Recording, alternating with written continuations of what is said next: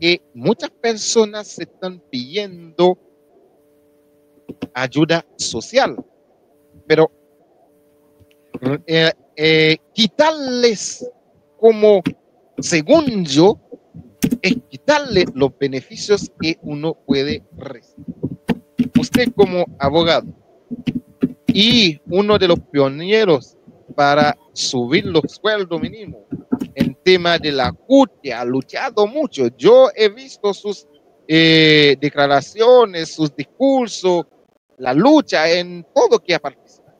Hoy estamos hablando de tema laboral y recuperar 6.000 millones de dólares en 18 meses.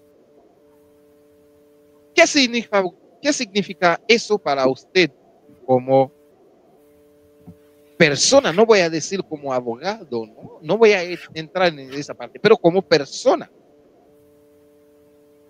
Mira, primero, los números no cuadran. Los números de CAS no cuadran por ninguna parte. Y cuando uno empieza a chequear qué es lo que pretende reducir para liberar 6.000 millones, uno inmediatamente se da cuenta de que le está mintiendo a la gente en su cara. Cuando le dice que va a reducir en 6.000 millones el gasto público, le está mintiendo a la gente en su cara. Y que necesariamente va a tocar algún programa social para poder rebajar esos 6.000 millones. Si no, no resulta. No es posible ni es viable.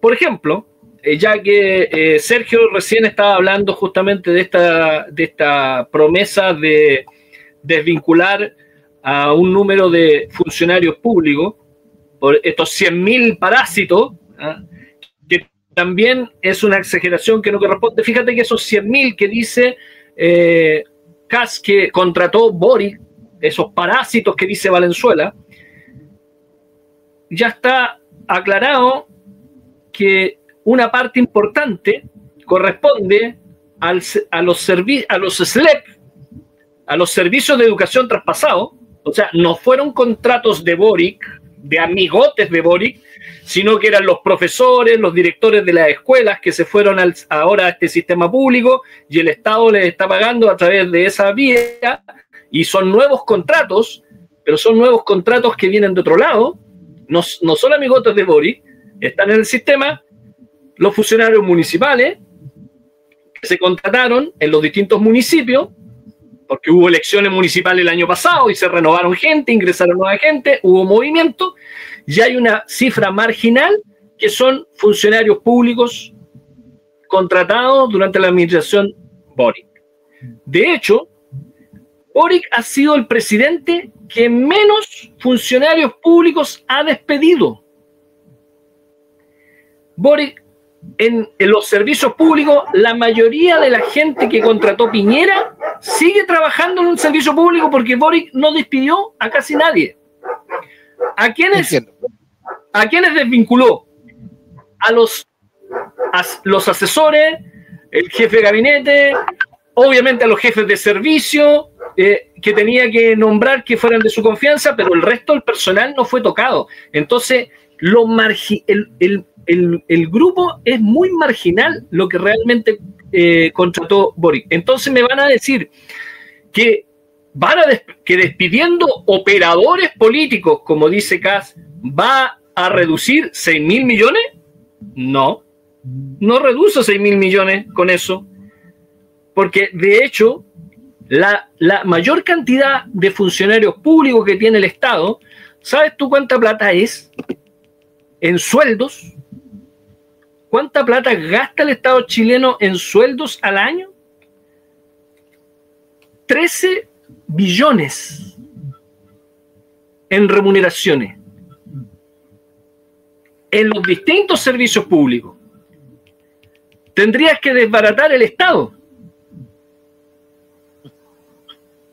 No resiste análisis la propuesta. La propuesta es falsa.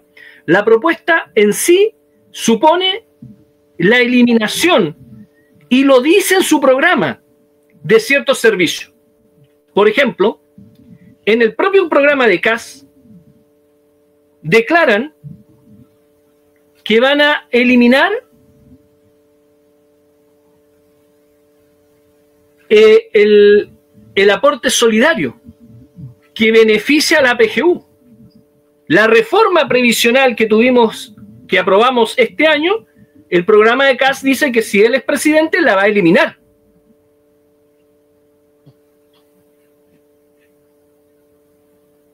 Bueno, el propio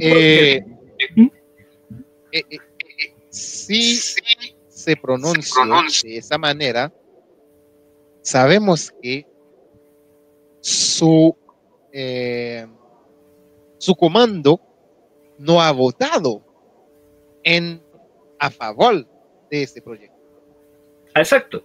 O sea, el Partido Republicano... No somos niños, somos adultos, somos jóvenes, sabemos los que han votado y los que no han votado. Y que su comando no ha votado ni para el sueldo mínimo, ni para el PGU. Entonces, al ser presidente, lo primero que va a hacer es cortarlo, rechazarlo y volver a las personas a la misma situación que estuvieron. Exacto. En ese mismo contexto, imagínate que otra propuesta de Kast sobre la misma línea es que los pensionados hipotequen sus casas y vivan del crédito hipotecario que le otorgue el banco para mejorar sus pensiones, que no necesitan ayuda estatal, que la PGU es un gasto innecesario y que los ancianitos, los abuelitos, las abuelitas podrían su casa propia ir y hipotecarla en el banco, que el banco le dé platita para que vivan sus últimos años y cuando mueran, el banco se queda en la casa de los abuelitos. Mira la brillante idea del presidente Kast, y entonces toda la tercera edad seguramente irá a votar por Kast para poder ir corriendo a hipotecar sus casas en los bancos para tener mejores pensiones. Porque la PGU es un gasto innecesario para el Estado. En ese contexto vamos a ir con Sergio, que sabemos que ha luchado mucho, es uno de los pioneros. Sabe mucho, Sergio. De los pioneros también por reforma de pensión. Sí. Sergio, en este momento estamos hablando de Kast, porque vamos a hablar de todo, pero como Kast, que es el principal que menciono, que retirar, quitar, sacar y volver a los adultos en la situación que ellos estuvieron. Entonces, usted, ¿cómo se ve actualmente escuchar eso? Bueno, usted lo conocía, conocer una propuesta así, y usted, ¿cómo usted se ve el trabajo que ha hecho?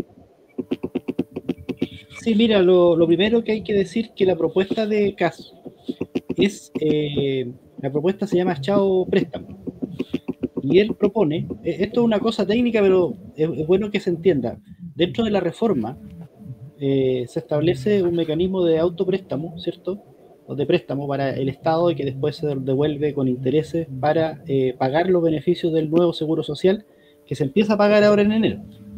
Entonces, ese nuevo seguro social va a mejorar las pensiones de 1.400.000 personas. Estamos hablando de 1.400.000 pensionados que van a ser beneficiados por el nuevo seguro social.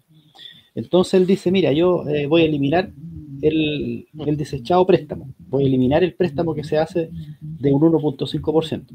Entonces, en la práctica, si tú eliminas eso, porque después le preguntaron, bueno, ¿y cómo va a financiar usted el nuevo seguro social? Porque una es eliminarlo, ¿cierto? Es que una de las posibilidades, ¿cierto?, eliminar el nuevo seguro social y volver la reforma, ni siquiera volverla atrás, sino que empeorarla, porque él lo que pretende es mandar toda la cotización completita a la AFP, que la AFP ha sido un fracaso y no pagan pensiones.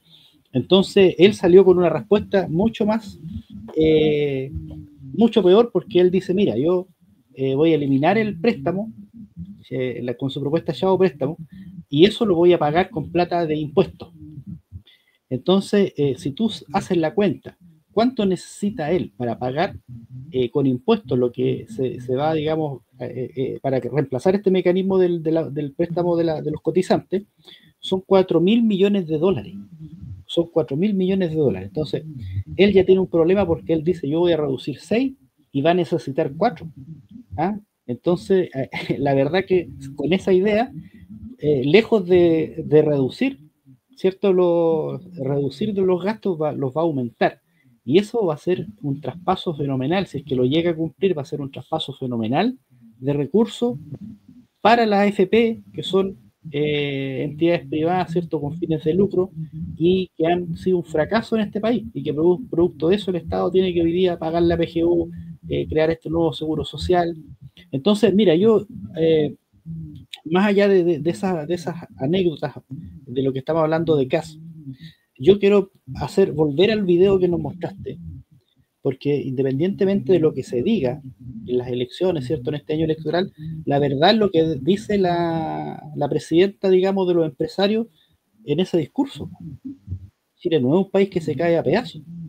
Ella está hablando de un ingreso, de un PIB, ¿cierto?, proyectado. Uno de los números que ella dio son 26.300. Claro, dólares al año. Entonces, yo con esa cifra quiero volver a lo que hablábamos al principio de este programa. Estamos hablando que si uno hace la cuenta, dice, mire, ¿sabe qué? Son 36 millones de pesos, para que la gente entienda, 36 millones de pesos chilenos. Resulta que si uno divide esos 36 millones de pesos mensualmente, ¿cierto?, darían un equivalente a 3 millones de pesos mensuales. Entonces, yo no gano 3 millones de pesos mensuales. Y la gente normal no gana 3 millones de pesos mensuales. Entonces, si estamos hablando de un PIB, ¿cierto?, de 36 millones de dólares, o sea, ¿quién se queda con el resto? ¿Quién se queda con el resto de la diferencia de lo que yo gano y del PIB, cierto promedio? Entonces yo, volviendo al principio de nuestra conversación, yo creo que ahí está el problema.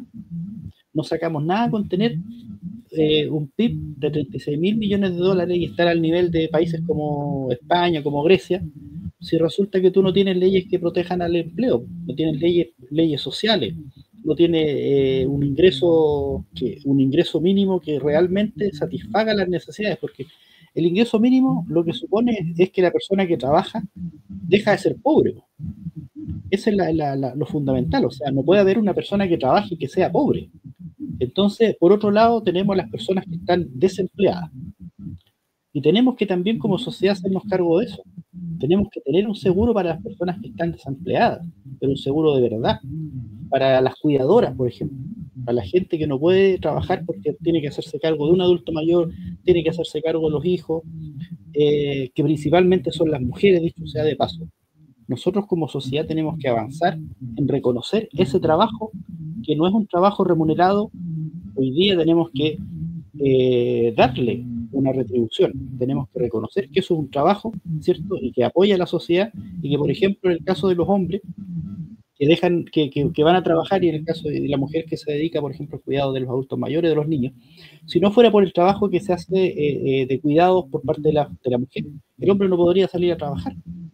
Entonces la sociedad lo que tiene que hacer con el dato, con este dato de los 36.000 dólares, ¿cierto? 36.000, que serían 36 millones de pesos aproximadamente. Con ese dato nosotros tenemos que, ese dato nos muestra que nosotros podemos crecer como sociedad en derechos sociales. Que esto no es nada nuevo, porque es el camino que han seguido los países que han llegado a ciertos niveles como España, como Grecia, como Portugal, ¿cierto? Y eso es el camino que tenemos que nosotros también transitar. No tenemos que transitar hacia quitar derechos, hacia bajar el sueldo, ¿cierto?, hacia bajar la protección social, sino que tenemos que avanzar en medidas que nos den una dignidad en el trabajo, pero también le den dignidad a nuestros adultos mayores, porque cuando uno habla del trabajador